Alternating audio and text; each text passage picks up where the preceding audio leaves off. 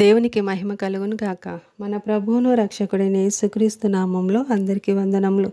ఈరోజు పరిశుద్ధ గ్రంథంలోని వాక్య పఠనము ఇర్మియా 32వ అధ్యాయము 36వ వచనం నుండి 44వ వచనం వరకు.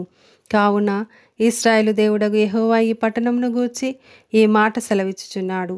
అది ఖడ్గము చేతను, క్షామము చేతను, తెగులు చేతను పీడింపబడినదై బబులోను రాజు చేతికి అప్పగింపబడునని మీరు ఈ పట్టణమును గూర్చి చెప్పుచున్నారు కదా. ఇదిగో నాకు కలిగిన కోపోద్రేకము చేతను, మహారౌద్రము చేతను నేను వారిని వెళ్ళగొట్టిన దేశములన్నిటిలో నుండి వారిని సమకూర్చి స్థలమునకు తిరిగి రప్పించి వారిని నిర్భయముగా నివసింపచేసేదను. వారు నాకు ప్రజలయుందురు, నేను వారికి దేవుడనయుందును.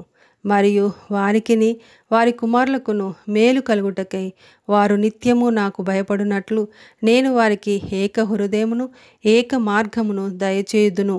నేను వారికి మేలు చేయుట మానకుండునట్లు నిత్యమైన నిబంధనను వారితో చేయుచున్నాను. వారు నన్ను విడవకుండునట్లు వారి హృదయములలో నా ఎడల భయభక్తులు పుట్టించెదను.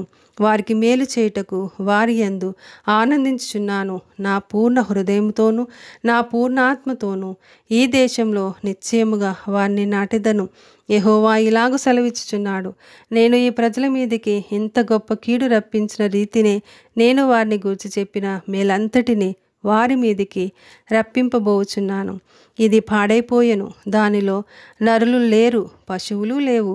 ఇది కల్దీల చేతికి ఇయ్యబడి ఉన్నదని మీరు చెప్పుచున్న ఈ దేశమున పొలములు విక్రయింపబడును. నేను వారిలో చెరపోయిన వారిని రప్పింపబోచున్నాను గనుక బెన్యామీను దేశంలోను, యెరూషలేము ప్రాంతములలోను, యూదా పట్టణములలోను, మన్యములోని పట్టణములలోను, దక్షిణ దేశపు పట్టణములోను మనుషులు క్రయమిచ్చి పొలములు కొందురు, క్రయపత్రములు వ్రాయించుకొందురు, ముద్ర వేయుదురు, సాక్షులను పెట్టుదురు. ఇదే యెహోవా వాక్కు. ఆమేన్.